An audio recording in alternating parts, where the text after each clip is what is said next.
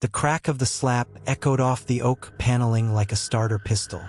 Elena Voss's diamond tennis bracelet split the skin just beneath Daniel Hale's left ear. 30 of the most powerful defense contractors in the Midwest went dead quiet. His 7-year-old son, Ethan, screamed and buried his face against his father's leg as blood trickled from the cut under that old jaw scar. Elena snarled, "You're nothing but scrap metal. No value here. Take your box and get out." She had no idea the man she had just humiliated in front of 30 defense contractors was the only reason her $287 million contract still existed. What was hiding beneath all that grease and worn denim? The Summit Club occupied the top 3 floors of the Hancock Tower in downtown Chicago. Nobody wandered in by accident. Guests arrived in cars that cost more than most families earned in 5 years. They came to shake the hands that decided which firms would build the next generation of stealth drones and hypersonic missiles. Daniel Hale had not been invited. He was there because the building's central climate system had seized at 3:17 that afternoon. The club manager had called every HVAC outfit on the list until he reached Ray's Auto and HVAC, a 2-bay garage on the south side. Ray sent Daniel. And because the after-school program closed early and a single father who barely cleared rent does not turn down emergency calls, 7-year-old Ethan Hale came along too, clutching a dog-eared Spider-Man comic and the faded blue stuffed bear he had named Scout. Daniel lived in a small apartment directly above the garage. 41 years old, 15 years out of the Army, 214 combat missions flown as a Night Stalker pilot. None of that was written on the faded Navy work shirt with the little embroidered name patch. Just Daniel. Grease under every fingernail. Calluses thick as quarters. A quiet man raising his boy alone since the car accident that took his wife 3 years earlier. He had promised his son 1 hour. "You sit right here, buddy. Color your pictures. Daddy fixes the cold air. Then we grab hot cocoa at the lakefront. Extra marshmallows. Deal?" Ethan hooked his small pinky around his father's calloused one. Deal. The repair took 41 minutes. A seized compressor clutch and a failed pressure sensor. Nothing exotic. Daniel wiped his tools, coiled the hoses, and started back through the main lounge because the service corridor was blocked by linen carts. One scarred hand rested lightly on Ethan's shoulder, guiding the boy through a crowd beginning to thicken for the evening reception. He should have taken the long way. He knew that later. That was when the boy's small foot caught on the edge of an oriental rug. Ethan stumbled. His shoulder brushed Elena's elbow. 2 drops of whiskey landed on the $6,800 Armani sleeve. Elena's face Crumbled. "Are you out of your mind?" Her voice sliced across the lounge. Heads turned. "Do you have any idea what this suit costs?" She looked Daniel up and down. Boots, faded Navy work shirt, the boy's scuffed sneakers, and contempt flooded her eyes. Of course, they let the help wander loose now. Where is your supervisor? Who let a garage monkey onto this floor? Daniel's voice stayed quiet. "I'm not a janitor, ma'am. I fixed the climate system on the executive level. We're heading out. I apologize for my son." The lounge had gone tomb silent. 100 people pretending to check their phones while every eye stayed locked on the scene. Elena stepped into his path. "You don't walk away from me. Nobody walks away from me. You will stand there and apologize like you mean it. Or maybe I make one phone call that ends whatever sad little garage printed that name on your shirt." Daniel tried again. "I already apologized. Twice. My boy bumped you by accident. He's 7. I'll pay for the dry cleaning." She laughed. An ugly sound. Then she raised her hand and struck him. The diamond tennis bracelet opened that thin red line high on Daniel's cheekbone. The crack rang through the oak-paneled room like a rifle shot. Ethan screamed, a short, terrified sound. He wrapped both arms around his father's leg and pressed his face into the grease-stained work pants, sobbing. Daniel did not move. He simply reached down, wrapped one arm around his son, and pulled the boy close so he wouldn't have to watch. Blood ran down to Daniel's jaw and dripped onto the marble. Then he looked straight at Elena Voss. "Are you finished?" The room held its breath. Day 1, 7:42 p.m. Elena Voss stood frozen as her head of security, Thomas Hale, refused the order. His face had gone white the moment he saw the old scar and the faint rotor wing tattoo on Daniel's wrist. He stepped back, quietly told her to walk away. She fired him on the spot and dialed the Deputy Under-Secretary of Defense instead. What she didn't know was that the general on the other end of that call had once watched Daniel Hale fly a battered Black Hawk through ground fire to extract 14 men, including the general's own son, from a ridge in Afghanistan in 2009.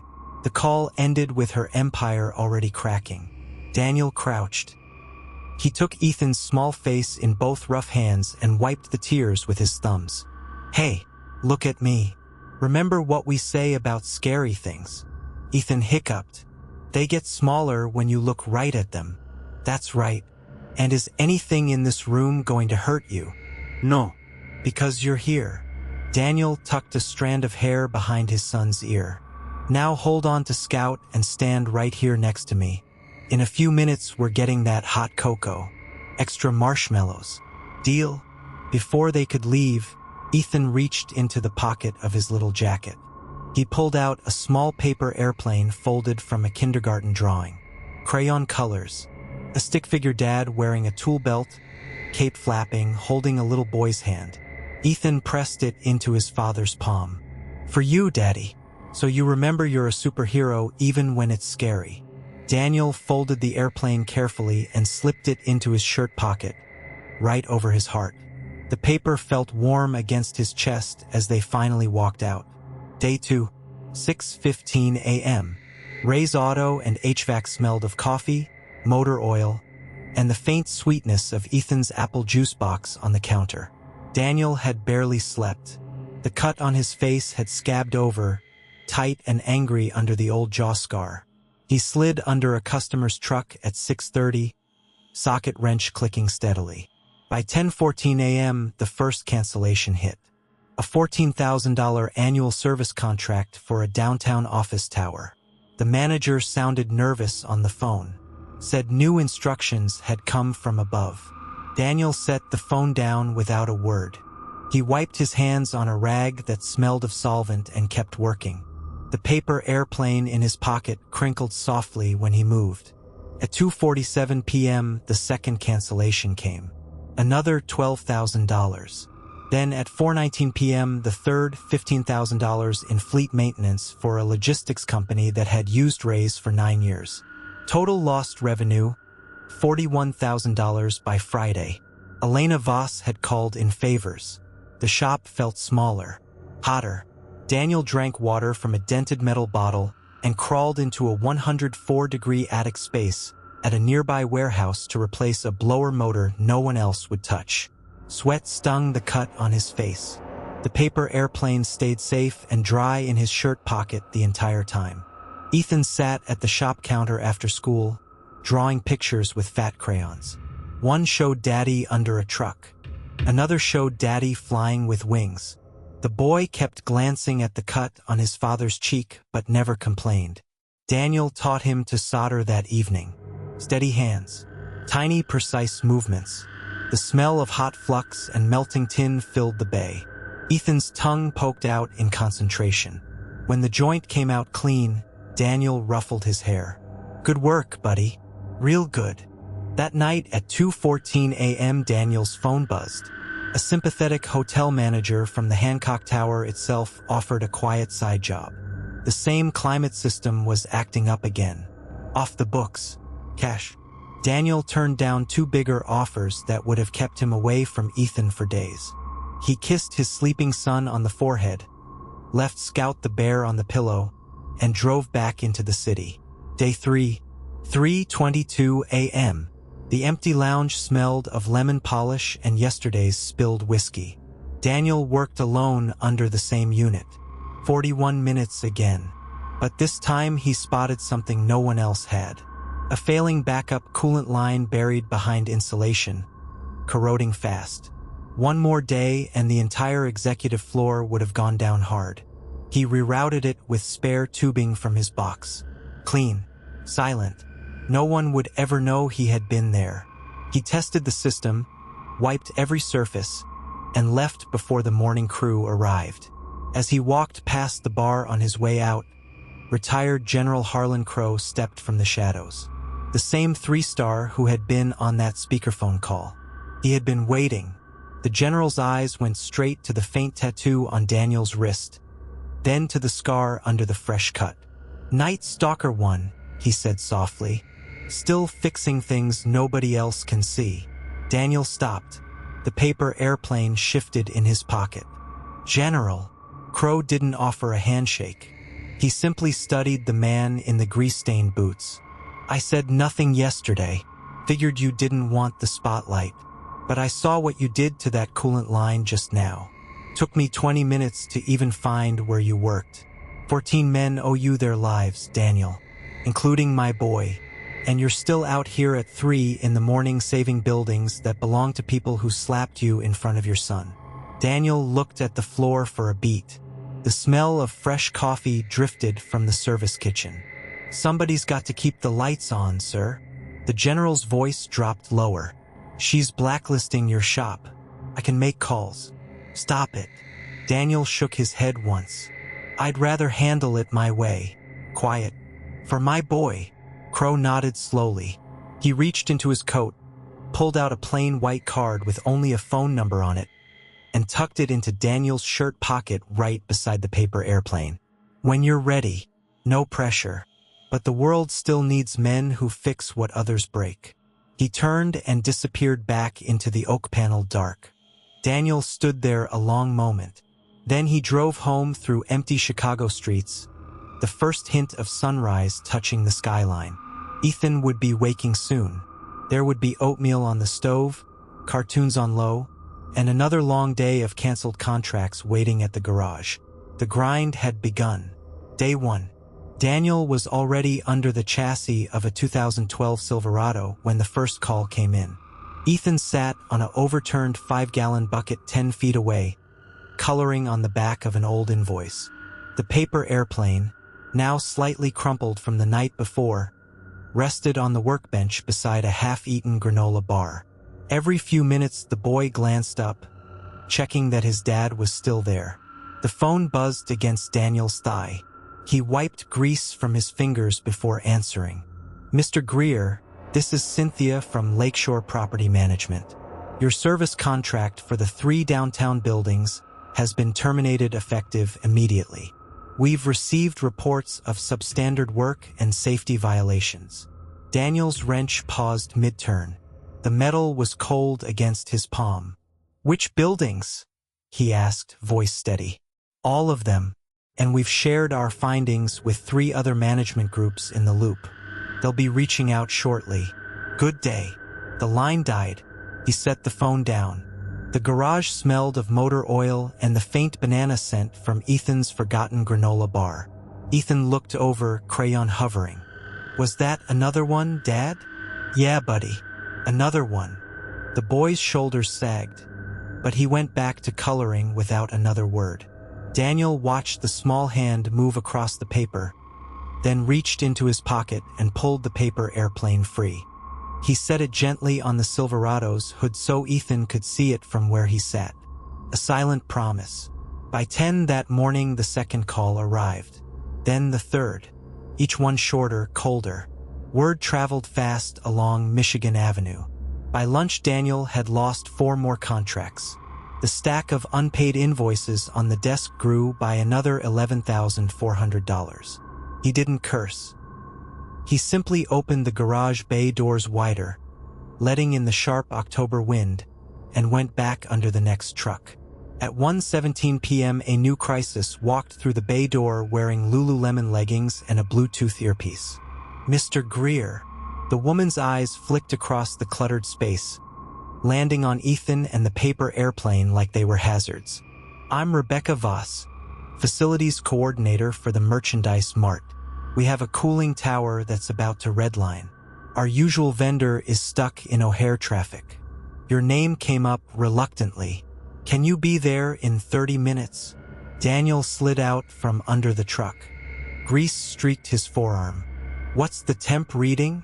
42 psi and climbing. Night crew says it sounds like a jet engine in there. He glanced at Ethan. The boy was already folding his crayons into a plastic bag, reading his father's face the way only a 7-year-old who had seen too many canceled plans could. Give me 23 minutes, Daniel said. They made it in 19. The service elevator stank of bleach and yesterday's rain. When the doors opened on the roof, the tower was screaming. Steam hissed from a hairline fracture in the main return line. 2 maintenance techs stood 10 yards back like it might explode. Daniel set his toolbox down. The paper airplane was back in his shirt pocket, pressing against his chest with every breath. He circled the unit once, listening. Then he stripped off his jacket, rolled his sleeves, and climbed the access ladder without a word. For the next 41 minutes, the only sounds were metal on metal and the occasional low instruction to Ethan, who had been handed a flashlight and told to stay on the catwalk. The boy held the beam steady even when the steam burned his eyes. At 2:04 p.m., the screaming dropped to a whisper. Then silence. Daniel came down with a section of replacement piping balanced on his shoulder. One of the techs actually clapped. The other stared. How the hell did you know it was the harmonic resonance in the bypass valve? The older one asked. Daniel wiped his face with a rag that smelled like brake cleaner. I've seen worse at 30,000 feet. The words slipped out before he could stop them. Both men froze. Daniel turned away, loading his tools. But the older tech's eyes had already caught the faded edge of the Night Stalker tattoo beneath the fresh bandage. They paid him in cash. $2,875. Not enough to replace what had been canceled that morning, but enough for groceries and the electric bill. Rebecca Voss watched him leave from the lobby window, lips pressed into a thin line. She was already texting someone. Day 2. The cancellations kept coming, each one a precise cut. Daniel answered every call the same way, calm, professional, asking only for the invoice number so he could file it. Number 4471. Number 4472. Number 4473. He kept the list on a single yellow legal pad that lived beside the paper airplane on the kitchen table. Ethan's school called at 10:12 a.m. The boy had fallen asleep during quiet reading time. Again, Daniel drove over in the tow truck, still wearing yesterday's grease under his fingernails. The principal, Ms. Delgado, met him in the hallway that smelled of floor wax and cafeteria pizza. Mr. Greer, we understand things are difficult right now, but Ethan's attendance and focus. She let the sentence trail off. Daniel nodded once. He signed the early release form with a hand that still trembled slightly from the night before. The paper airplane was in his back pocket now. When Ethan came out of the nurse's office, eyes puffy, Daniel simply handed him the folded plane. Want to fly it in the parking lot before we head back? The boy's face lit up for the first time in 2 days. They launched it 3 times between the minivans. Each time it glided farther than the last. On the final throw it caught an updraft and sailed over the chain-link fence, landing in the grass near a black Mercedes. A man in a charcoal Brioni suit stepped out of the car at that exact moment.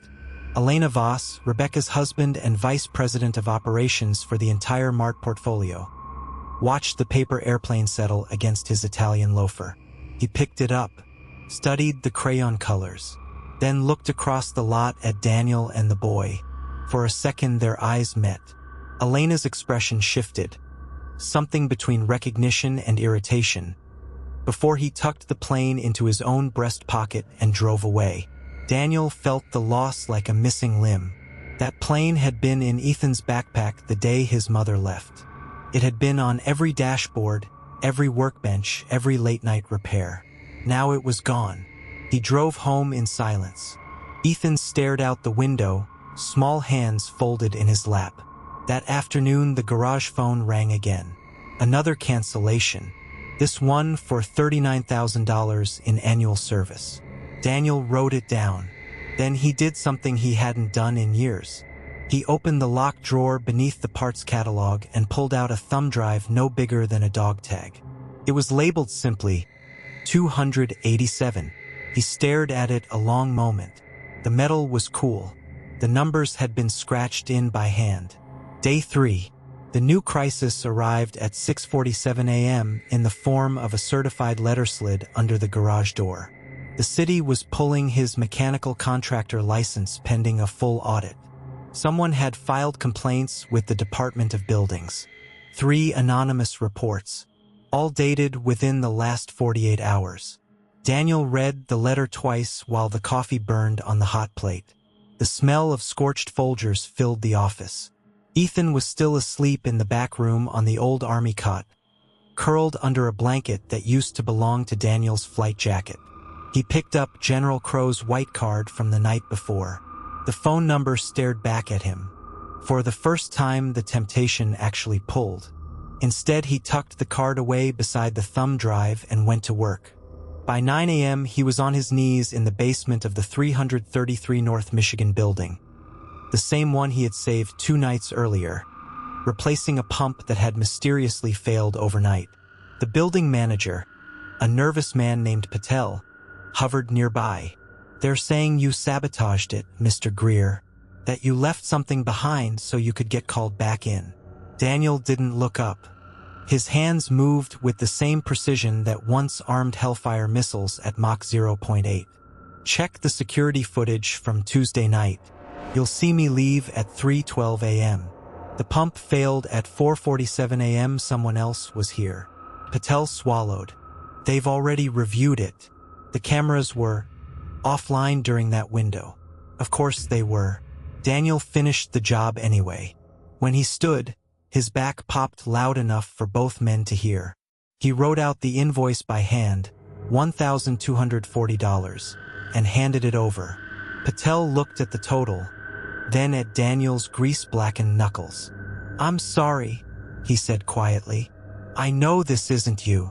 Daniel nodded once. As he walked out, he noticed a small security decal on the doorframe. New, different from the ones he had installed himself 4 years ago. Someone was changing the locks on their own building. That evening, the rain came down in sheets. Daniel sat in the garage office with the lights off, listening to the water hammer against the metal roof. Ethan was drawing at the desk, recreating the paper airplane from memory on the back of another unpaid bill. The lines were shaky but determined. The phone rang at 7:53 p.m., unknown number. Daniel almost didn't answer. When he did, the voice on the other end was clipped, professional, and unmistakable. "Mr. Greer, this is Margaret Whitlock, General Counsel for Voss Real Estate Partners. We're prepared to offer you a one-time settlement of $27,500 in exchange for a full release of any claims and a signed non-disclosure agreement regarding your recent interactions with our properties. The offer expires at midnight." Daniel looked across the desk at his son. The boy had drawn a tiny stick-figure dad holding the paper airplane while a storm raged overhead. He spoke into the phone for the first time in 20 seconds. "Tell your client I don't sign papers in the dark." Then he hung up. The grind continued. Day 4, because that was the new mini-crisis that had arrived by email at 2:14 a.m. A foreclosure notice on the garage equipment itself. The bank had been quietly sold the debt. Voss Real Estate Partners had apparently bought the note at a discount. Public auction scheduled for next Thursday on the steps of the Daily Center. Starting bid set at $178,000. Everything he owned. Everything he used to feed his son. Going once, going twice, to the same people who had called him scrap metal. Daniel read the email 3 times. Then he walked to the back room, pulled the old flight jacket from the hook, and draped it over Ethan's sleeping shoulders. The boy stirred but didn't wake. Back in the office, Daniel opened the thumb drive on the ancient laptop. A single folder waited inside. It contained 287 mission logs, after-action reports, and 1 sealed commendation signed by the Secretary of Defense himself. He didn't open any of them. He simply stared at the folder icon until the screen went dark. Then he closed the laptop, picked up the half-finished drawing Ethan had left behind, and folded it into the shape of a new paper airplane. The crayon colors were brighter this time, more defiant. He set it on the windowsill where the rain couldn't reach it. The stakes had not changed. They had only grown heavier. And somewhere across the city, in a penthouse that smelled of leather-bound books and fresh espresso, Elena Voss stared at the worn paper airplane sitting on his marble coffee table. He hadn't thrown it away. He kept turning it over in his hands, studying the childish lines, the faded red tail fin that read "Dad's plane" in Ethan's careful printing. For the first time in years, the polished man in the Brioni suit looked unsettled. Daniel didn't know it yet, but the slow leak of who he really was had just found its first crack in the other side. Day 5. The rain had turned to sleet by the time Daniel parked the rusted Ford at the back gate of the old hangar on Cicero Avenue. His breath fogged the windshield as he killed the engine. The email from the bank had been clear. Any attempt to remove equipment before the auction would be considered theft. But the torque wrench set in the back seat belonged to his father, and Ethan needed new boots before the first snow stuck. He wasn't stealing. He was borrowing what was already his. He moved like a man who had done this at night before. No flashlight. Just the faint green glow of a chemlight cracked between his teeth. The padlock on the side door gave after 30 silent seconds of tension. Inside, the air smelled of old hydraulic fluid and cold steel. His boots left wet prints across the concrete as he crossed to the rolling tool chest bolted to the floor. The chest that held the custom dies he'd machined himself in 2019. The ones that let him repair turbine blades no one else in the Midwest could touch. He had the first drawer halfway open when headlights swept the far wall. A black Mercedes glided to a stop outside the chain link. Door opened. Italian soles clicked on wet asphalt. Elena Voss stepped out, collar of her cashmere coat turned up against the sleet, Patek glinting under the security lamp. She wasn't supposed to be here. She was supposed to be across town signing the final transfer papers that would wipe his name off every title. Daniel froze between two shadows. She walked straight to the fence, as if the building had called her. For a long moment she simply stared at the dark hangar, breath drifting in white plumes. Then she spoke to the empty night, voice low but carrying. "I know you're in there, Mr. Greer." The motion sensors tripped at 11:47. "Come out before I call the police and make this worse." He stepped into the light. The chemlight still glowed between his teeth like a dying star. He took it out, crushed it under his boot. The green smear looked like blood on the concrete. "You here to watch me bleed, Ms. Voss?" She studied him the way a woman studies a puzzle she can't quite place. Her eyes flicked to the half-open drawer behind him, then back to the grease on his knuckles. "I'm here because your paper airplane is still on my table, and I can't sleep." Daniel said nothing. He simply reached into his jacket, pulled out the new one he'd folded that morning, and slid it through the fence. This one had a tiny crayon drawing of a helicopter on the wing. Ethan had written to bring Dad home, beneath it in crooked blue letters.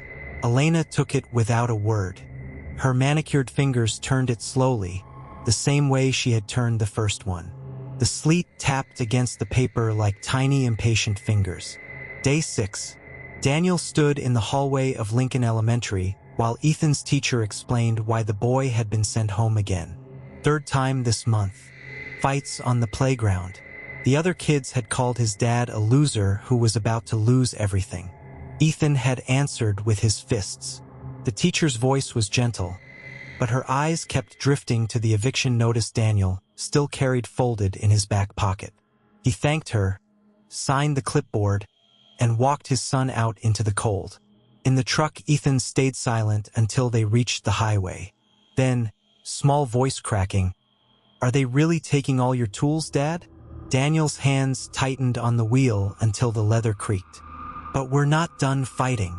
He dropped Ethan at the neighbor's apartment with a promise of pizza later. Then he drove straight to the law library on State Street, the one that still let walk-ins use the databases until 6. The librarian, an older woman with reading glasses on a chain, recognized the quiet desperation in his eyes. She let him stay until closing. He searched every filing on Voss Real Estate Partners, found the loophole at 4:12 p.m. A subclause in the original loan documents from 2017 that had never been updated when the bank sold the note. If the original lien holder could prove material improvement to the collateral before auction, the sale could be stayed for 45 days. Material improvement. His own signature was still on the work orders for the custom CNC retrofit he had installed in the hangar 2 years earlier, the one that had increased resale value by 63%. He printed the pages, time-stamped them, and felt the first real pulse of hope since the layoff. Then his phone buzzed. A text from an unknown number. "This is Elena. The second airplane is on my desk now. My legal team says you're wasting your time, but my father flew Phantoms in '72. He kept a paper airplane on the dash the whole war. Call me. We need to talk before tomorrow." Daniel stared at the screen until it went black. He did not call. Day 7. The daily center steps were already cordoned off with orange fencing when Daniel arrived at dawn. A small crowd had gathered, mostly creditors, a few reporters who smelled blood, and 3 mechanics from the old crew who had come to watch their friend get buried. They wouldn't meet his eyes. Elena Voss stood off to one side in a charcoal Brioni coat that cost more than Daniel's truck. Her usual confidence had a hairline fracture in it. She kept touching the inside pocket where 2 paper airplanes now rested like fragile accusations. The auctioneer, a bald man in a navy tie, began the proceedings at exactly 8 a.m. Lot 1. The Miller welder, starting bid $4,200. Daniel watched his life get sliced into pieces and offered to strangers. Every time a number was called, he felt the old flight jacket under his hoodie like body armor no one could see. Then the bidding reached the CNC retrofit, the heart of the shop, the machine that had kept 16 families employed for 3 straight years. Opening bid, $89,000. A man in a cheap suit raised his paddle. Elena's lawyer matched him instantly. The price climbed in brutal $1,500 increments. 104, 119, 137. Daniel stepped forward. Not with money, with a single manila folder. "Objection to the entire proceeding," he said, voice calm, almost conversational. "Under paragraph 14B of the original security agreement, the lien holder must recognize documented capital improvements. These work orders are signed, dated, and notarized. The retrofit alone added $178,000 in verified value. You can't auction what you haven't properly valued." The auctioneer froze. The crowd murmured. Elena's lawyer began whispering furiously into her ear. She raised one hand to silence him. Then she looked straight at Daniel for the first time that morning. Her voice carried across the steps, crisp, professional, but threaded with something that sounded dangerously close to respect. "Mr. Greer is correct. My team overlooked the subclause. We will withdraw the CNC equipment from today's auction pending reappraisal." A ripple went through the watchers. The 3 mechanics from the old crew actually clapped once before catching themselves. Elena didn't smile. She simply folded her arms and studied the man in the faded hoodie like he had just spoken a language she had forgotten she once knew. But the auction continued. The rest of the tools still had to go. The torque sets, the lift, the air compressor that wheezed like an old man but never quit. Daniel watched each piece find a new owner while the countdown ticked in his head. He walked away from the steps with a single item he had managed to buy back with the last $400 in his account. The small red toolbox Ethan had painted stars on when he was 5. It weighed almost nothing. It meant everything. Back at the near-empty garage that evening, Daniel sat on the concrete floor with the toolbox open in front of him. Inside lay the 3rd paper airplane he had folded that afternoon. This one had a tiny American flag drawn on the wing and the words Mission 288 written in the same crayon Ethan always used. He set it on the windowsill beside the first two he had somehow reclaimed during the chaos. The sleet had turned to snow. Fat flakes stuck to the glass like quiet promises. His phone rang at 9:17 p.m. Elena Voss again. "I'm outside," she said when he answered. "Alone. No lawyers. Just open the door, Daniel." He let her in. She looked smaller under the single hanging bulb. The Brioni coat was dusted with snow. In her hands she carried a flat black case the size of a briefcase. She set it on the workbench between them like a peace offering no one had asked for. "I had my people run your name through every database we own," she said quietly. 287 logged missions. Call sign Ghost Actual. The commendation is sealed, but the flight hours aren't. You didn't just fly those birds. You designed the upgrade that kept them in the air 2 years longer than anyone predicted. That retrofit in your hangar, it was based on your own classified schematics, wasn't it?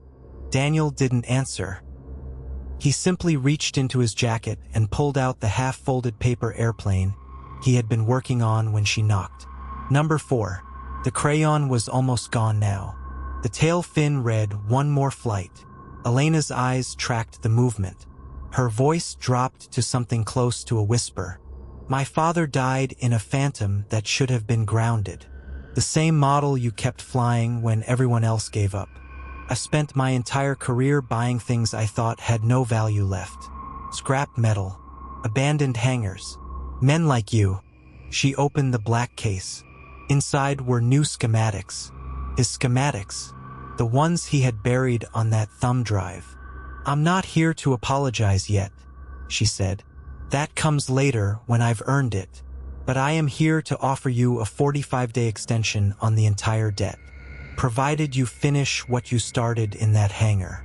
My company needs what's in your head, Daniel. And I need to stop collecting debts I don't understand."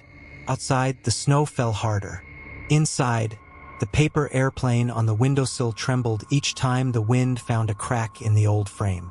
Daniel looked at the woman in the expensive coat, then at the small red toolbox still sitting open on the floor. He thought about his son sleeping 2 blocks away under an old flight jacket that still smelled like jet fuel and home. "Day 8 starts at midnight," he said. "Bring coffee, and tell your people to stay off my property." Elena Voss, for the first time since he had met her, smiled like a human being instead of a balance sheet. She left the schematics on the bench. At the door she paused, snow swirling behind her. "That little boy's drawings," she said softly. "They're better than any appraisal I've ever read." Then she was gone. Daniel locked the door, walked back to the windowsill, and picked up the newest paper airplane. He unfolded it carefully, pressed Ethan's crayon words flat against the metal surface of the workbench, and stared at them until the numbers blurred. The grind had not ended. It had only changed shape. Day 9.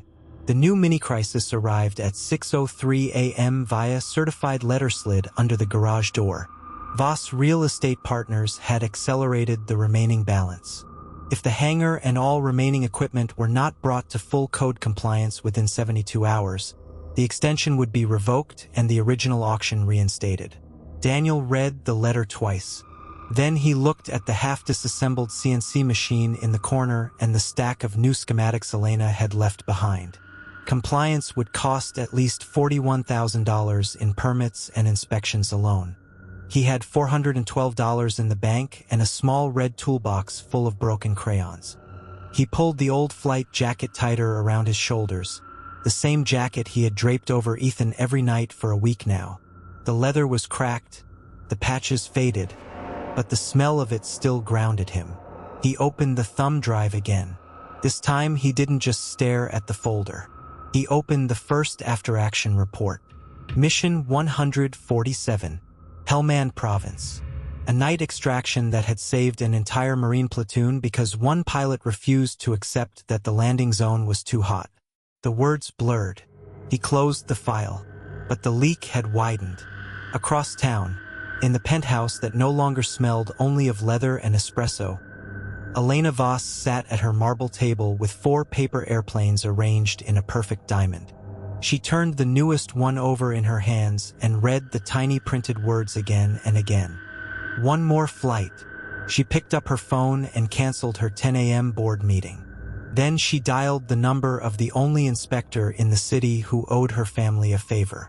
The countdown had restarted, and somewhere in the quiet between day 9 and day 10, a single father in a cold hangar began to remember exactly who he had been before the world called him scrap. The leather of the old flight jacket creaked as Daniel shifted on the concrete floor. He set the thumb drive aside and stared at the certified letter until the ink looked wet. Day 9. The new mini-crisis had arrived at 6:03 a.m. via certified letter slid under the garage door. Voss Real Estate Partners had accelerated the remaining balance. If the hangar and all remaining equipment were not brought to full code compliance within 72 hours, the extension would be revoked and the original auction reinstated. Daniel read the letter twice. Then he looked at the half-disassembled CNC machine in the corner and the stack of new schematics Elena had left behind. Compliance would cost at least $41,000 in permits and inspections alone. He had $412 in the bank and a small red toolbox full of broken crayons. He pulled the old flight jacket tighter around his shoulders, the same jacket he had draped over Ethan every night for a week now. The leather was cracked, the patches faded, but the smell of it still grounded him. He opened the thumb drive again. This time he didn't just stare at the folder. He opened the first after-action report. Mission 147. Helmand Province. A night extraction that had saved an entire Marine platoon because one pilot refused to accept that the landing zone was too hot. The words blurred. He closed the file, but the leak had widened. Day 10. Dawn came cold through the high hangar windows, carrying the metallic bite of last night's rain off the runway.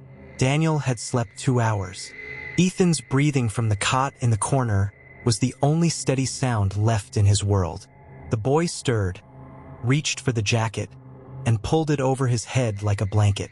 Daniel watched the small hand disappear into the sleeve, the faded 82nd airborne patch brushing the child's cheek. He stood, knees popping, and walked to the workbench. The CNC machine sat in pieces like a patient on an operating table. He made coffee from the last of the grounds, black, bitter, scalding. Then he opened his phone and made the first call of the grind all over again. The parts supplier in Tulsa answered on the 3rd ring. Daniel's voice came out steady, lower than it had been in years. Need a full set of compliance brackets for a 1998 Haas VF4. Overnight. I'll wire what I have. The man on the other end laughed once, short and dry. For $100 won't even cover the box, buddy. Daniel gave him the routing number anyway. Then he hung up, walked to the hangar door, and rolled it open with a metallic scream that echoed off the empty tarmac. Outside, the first frost of the season glittered on the weeds. Day 10 had officially begun. He spent the next 4 hours crawling through the rafters with a flashlight between his teeth, tagging every non-compliant conduit, every rusted anchor bolt, every missing fire suppression nozzle. The list grew to 27 items. Each one carried a 4-digit price. By 11:17 a.m., the total had climbed past $52,000. Daniel wiped grease from his hands onto his jeans and felt the old familiar weight settle between his shoulder blades. The same pressure he used to feel at 10,000 feet when the fuel gauge read critical and the radio screamed for a miracle. That was when the second call came. The city compliance officer, a man named Ramirez with a voice like gravel in a gearbox, left a voicemail at 11:41. Mr. Greer, this is a courtesy. Ms. Voss has requested expedited review. If you're not 100% by close of business tomorrow, we pull the stay. No extensions. No tears. Daniel played the message twice. The leather jacket lay folded on the workbench now, Ethan's crayons spilling from one pocket like spent shell casings. He picked up a broken red one, rolled it between his fingers until the wax warmed. Then he did the only thing left. He opened the thumb drive a second time and scrolled past mission 147. The next folder was labeled simply Awards, sealed. Inside were scanned originals, Silver Star citation, 2 distinguished flying crosses, a letter from a 4-star general dated 2014 that began, Captain Daniel M. Hale's actions on August 14th prevented the loss of 38 American lives. He closed it before the words could finish. The leak was no longer a drip. It was a slow bleed. Across town, Elena Voss stood in her penthouse kitchen at 1:12 p.m., staring at the same 4 paper airplanes. The newest one now had a 5th crease. She had spent the morning canceling every meeting that didn't involve the hangar. Her assistant hovered near the espresso machine, uncertain. "Cancel the rest of the week," Elena said without turning. The words tasted like rust. "And get me the original title abstract on that property. The one from 2009. The assistant blinked. "Ma'am, the auction is in 41 hours. "I know what the auction is in." She picked up the paper airplane labeled "One More Flight" and let it glide across the marble island. It landed beside her untouched coffee. The smell of it had gone cold. Day 11. Daniel woke to the sound of a flatbed truck idling outside the hangar at 4:57 a.m. He came upright so fast the flight jacket slid off his shoulders and pooled on the cot beside Ethan. The boy slept on, thumb in mouth, safe inside the worn leather. Daniel pulled on boots without lacing them and pushed the door open. A man in a Tulsa Capitals baseball cap stood beside a pallet of compliance brackets, wiring, and replacement nozzles. The total on the invoice read $3,287. The man held out a tablet. "Guy named Ramirez called me last night. Said if I didn't deliver before sunup, he'd pull my inspection license. Weird, right?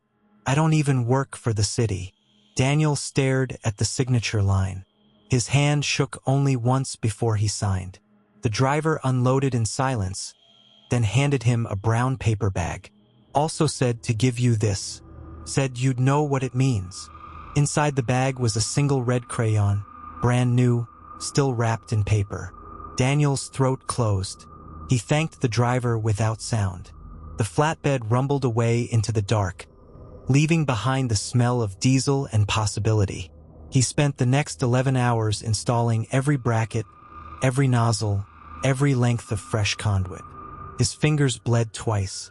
At 3:14 p.m., he stepped back and looked at work that should have taken a 6-man crew 4 days.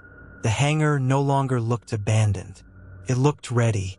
The CNC machine hummed again for the first time in months, carving a single test plate that read simply Hale Aviation, ST 2009.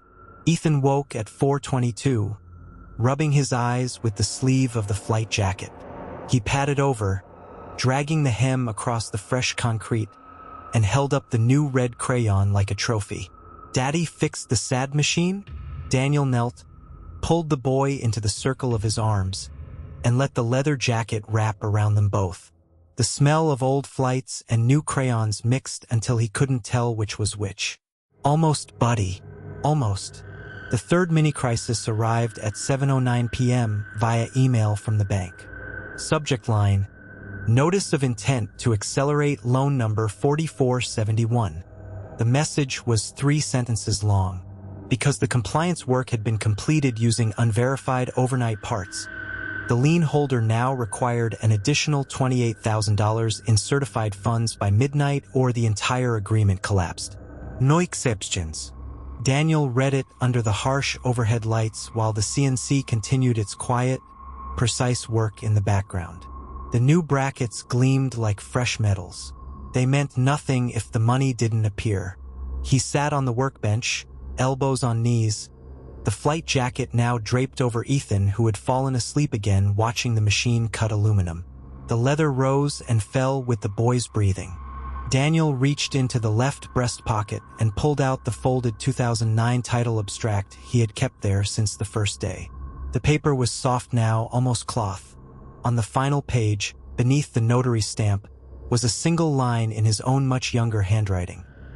This hangar belongs to the man who can still fly when everyone else has quit. He stared at it until the ink looked fresh. Then he made the call he had been avoiding for 11 days.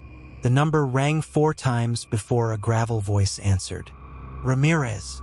Daniel didn't introduce himself. He simply said, "This is Captain Hale. You still owe me for Kandahar 2012. I'm calling it in." A long silence stretched across the line. Then the inspector exhaled like a man setting down a weight he had carried for years. "Tell me what you need, sir." Daniel told him. The conversation lasted 90 seconds. When it ended, he set the phone down and looked at the sleeping boy wrapped in faded leather and broken crayons. The leak had just become a river. Day 12. Elena Voss arrived at the hangar gate at 9:47 p.m. without announcement. Her Brioni coat looked too clean against the frost-covered chain link. She stood outside the fence for a long time, watching the lights inside. The paper airplane labeled "One More Flight" was in her pocket now, edges softening from constant handling.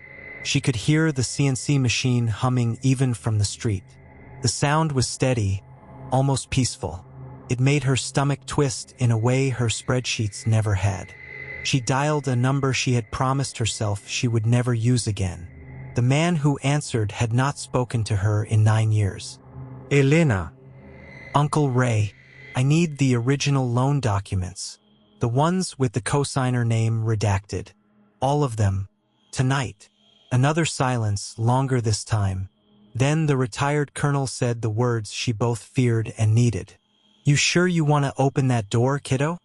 She looked at the single-lit window where a small shadow in an oversized flight jacket moved across the glass, crayon in hand. "I think I already did." Inside, Daniel Hale stood at the workbench and ran his thumb over the faded squadron patch on the jacket's shoulder. The leather still carried the faint smell of jet fuel and desert sand if you knew what to look for. He folded the 2009 title abstract and slipped it back into the pocket where it had lived for 15 years. Then he looked at the clock. The clock on the hangar wall clicked past midnight. Daniel wiped grease from his hands with an old shop rag that still carried the scent of hydraulic fluid and desert dust. He didn't sleep. Instead, he walked the length of the restored fuselage under the harsh work lights, checking every rivet by hand. The metal was warm from the day's labor.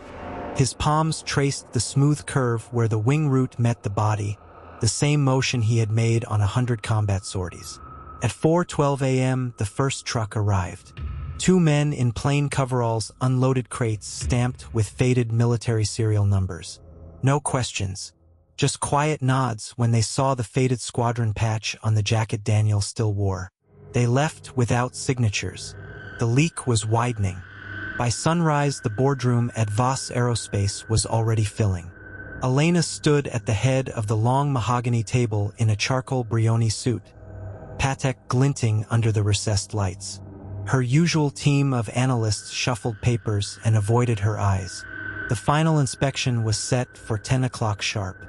The city inspector would sign off, the bank would release the last tranche, and the entire division would move forward under her name.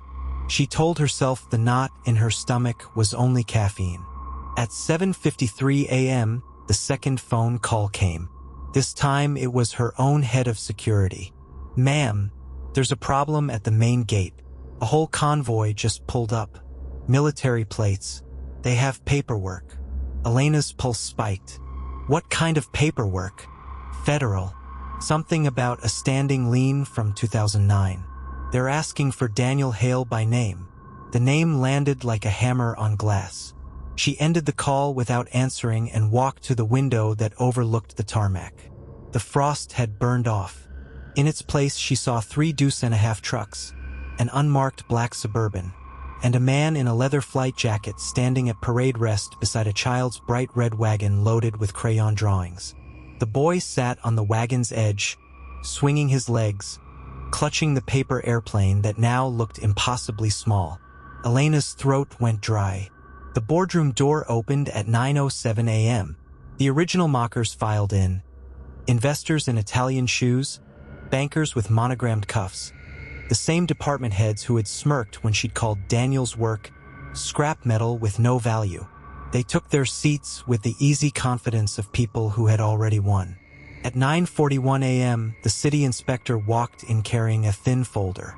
He looked different today. His shoulders were straighter. When he set the folder down, the stamp across the first page read "Denied" in blood-red ink. Murmurs rippled. Elena stepped forward, voice tight. "There must be some mistake. We have every permit. Every." The inspector cut her off with a single raised hand. "No mistake, Ms. Voss. The aircraft in question was never legally transferred. The original title abstract lists Daniel Hale as sole owner and lien holder. Your company has been operating on collateral it did not possess." He slid a second document across the polished table. It was the 2009 loan agreement. The redaction had been removed. Daniel's name sat there in clean black ink beside her uncle's signature as co-guarantor. The room went still enough to hear the hum of the air conditioning. At exactly 9:59 a.m., the double doors at the far end of the boardroom opened. Daniel Hale walked in. He wore the same worn flight jacket, the squadron patch faded but unmistakable. In his left hand, he carried a single folded letter, edges soft from 15 years in a pocket. Behind him, the boy pushed the red wagon. Crayon drawings of jets and stick figure pilots spilled across the floor like fallen leaves. Every head turned. Elena's face drained of color. The Patek on her wrist suddenly felt heavy. Daniel stopped 10 feet from the table. His voice was low, steady, the same tone he had used on the radio over Kandahar. "You told me my plane had no value. You told me to take my box and go. You said a single dad with grease under his nails didn't belong in your hangar." He let the words settle. Then he placed the folded letter on the table. The same napkin from the night his wife died, the one on which he had written the first specifications for the restoration. The ink had bled in places, but the numbers were still legible. Thrust curves, stall speeds, exact tolerances only a man who had flown 287 combat missions would know by heart. "I've spent the last 15 days collecting receipts. Every part, every hour, every unpaid favor from men whose lives I saved at 10,000 feet. The aircraft you're trying to auction belongs to me. Always has." A banker in a Brioni suit cleared his throat. "This is highly irregular." Daniel looked directly at him. "Irregular is stealing a man's legacy and calling it due diligence." The city inspector stepped forward. "Mr. Hale has provided documentation proving continuous ownership. The lien is valid. The auction scheduled for this afternoon is canceled. Title reverts immediately." Elena's legs felt unsteady. She stared at the boy in the oversized jacket, at the paper airplane he now held up like a flag of truce, the same one she had carried in her pocket for days. The room waited. She spoke first, voice barely above a whisper. "Daniel, I didn't know." He said nothing. She tried again, louder this time so the entire board could hear. "I was wrong. About the plane. About you. About what this company owes the man who built half its early flight control systems before anyone gave him credit." Her hands trembled as she reached into her own pocket and produced the second paper airplane, the one labeled "One More Flight." She set it on the table beside his letter. The two folded relics sat there like witnesses. "I'm sorry," she said. The words cracked on the last syllable. "Truly. I was so focused on the numbers I forgot what the numbers were supposed to protect." Daniel studied her for a long moment. Then he gave the smallest nod. The boy tugged at his father's jacket. "Dad, does that mean we get to fly it now?" Daniel rested a hand on the child's shoulder. The leather creaked softly. "Yeah, buddy. One more flight." The boardroom remained silent as father and son turned and walked out. Behind them, the wagon left a faint trail of colored wax on the marble floor. No one moved to stop them. Later that afternoon, in the now empty hangar, Elena found Daniel alone. The restored jet sat under soft overhead lights, every surface gleaming. The smell of fresh primer and jet fuel filled the air. She approached slowly, hands in her coat pockets. "I meant it," she said. "Every word. I spent 9 years pretending this place was mine. Turns out I was only borrowing it from the man who never stopped fighting for it." Daniel wiped his hands on the same shop rag. "You opened the door, Elena. That took courage. Most people would have kept it locked." She looked at the faded squadron patch on his shoulder, then at the small jacket hanging on a nearby hook, the one the boy had worn all morning. "I don't expect you to forgive me, but I need you to know the company is restructuring. Your name goes on the masthead. Full partnership. No more redacted documents." Daniel folded the rag with deliberate care and set it on the workbench. He pulled the 2009 title abstract from his inner pocket one last time, unfolded it and laid it flat between them. Then he slid it across to her. "Keep it," he said. "Frame it. So the next time someone walks in here thinking they're scrap, you remember whose name was always at the bottom." Elena's eyes glistened. She took the paper and held it like something fragile and priceless. Outside, the boy laughed as he chased a stray crayon across the tarmac. The sound carried on the cold wind, light and unbroken. 6 months later, the hangar smelled of fresh coffee and engine oil. Daniel stood at the same workbench teaching a group of wide-eyed interns how to read torque specs by feel instead of by chart. The boy, now 7, sat in the cockpit of the restored jet, wearing a headset 2 sizes too big, calling out fake radio checks while his father smiled from the ground. Elena watched from the observation deck. Her Brioni coat was gone, replaced by a simple wool jacket and steel-toed boots. The Patek had been traded for a practical field watch. She carried the folded letter in her breast pocket every day now, the old napkin from the hardest night of Daniel's life. It had become her reminder. On quiet evenings, the two of them would sit on overturned crates, watching the sun drop behind the runway lights. The boy would fall asleep between them, head on his father's leather jacket that still carried the faint scent of jet fuel and desert sand. Daniel never raised his voice again about the past. He didn't need to. The debt had been paid in full, witnessed by every person who once laughed at the single dad pushing a red wagon full of dreams. And in the end, the only thing that truly mattered was the small hand that reached up in the dark, crayon-stained fingers wrapping around his, trusting that one more flight was always possible when the right man was at the stick. Some legacies are not inherited. They are earned in the long, grinding hours between midnight and dawn, when no one is watching except a child who believes his father can still touch the sky. That is the quiet truth Daniel Hale proved the day he walked back into the boardroom wearing grease and 15 years of silence. It is the truth Elena Voss carries with her every time she hears the engines spool up. And it is the truth that still echoes across the tarmac whenever a paper airplane catches the wind and refuses to fall.